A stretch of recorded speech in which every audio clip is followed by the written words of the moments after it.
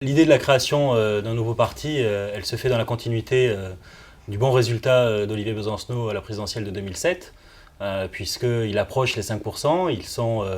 loin devant toutes les autres forces à la gauche du PS, et le PS a envoyé un candidat, une candidate, Ségolène Royal, qui a déçu pas mal d'électeurs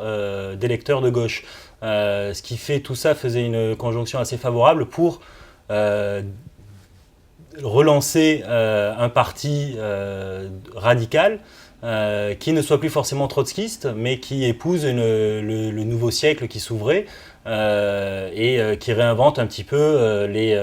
un nouveau corpus idéologique qui ne soit pas celui du siècle dernier. Partant de là, il y a eu une dynamique tout autour de la personnalité d'Olivier Besancenot, et c'est peut-être aussi un des problèmes dès le départ, c'est que tout a été très personnalisé autour de la personne de Besancenot, qui était un jeune postier, un jeune précaire, enfin qui était à la fois malgré tout un télo et entouré d'un télo qui n'abandonnait pas la théorisation du politique. Tout ça était assez séduisant pour tout un électorat un peu désemparé à gauche par la situation politique au lendemain de l'élection de Nicolas Sarkozy. Et en fait, il y a aussi que c'est un débat qui dure depuis des années. Enfin, c'est-à-dire, ça a toujours été le cas dans l'histoire sur le fait que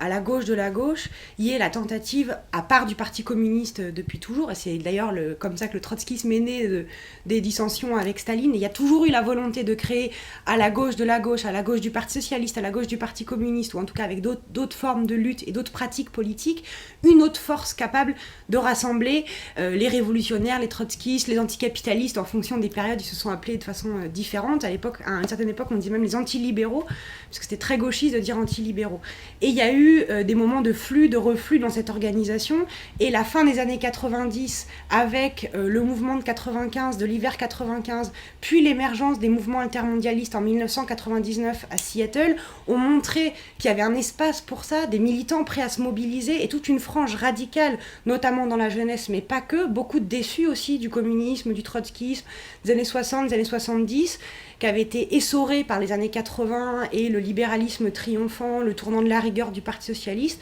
qui avait envie de faire autre chose. Et tout ça s'est cristallisé ensuite dans la campagne de 2005 sur le non-référendum, où cette gauche radicale a fini par se retrouver, où il y avait une vraie dynamique politique jusqu'à, pour une fois, depuis 30 ans, ce qui est assez rare, une victoire, c'est-à-dire le non a gagné. Ce qui a créé cette dynamique, renforcée par ce que Stéphane vient de dire, sur la dynamique propre à la LCR et le mouvement qui s'est créé autour d'Olivier Besancenot.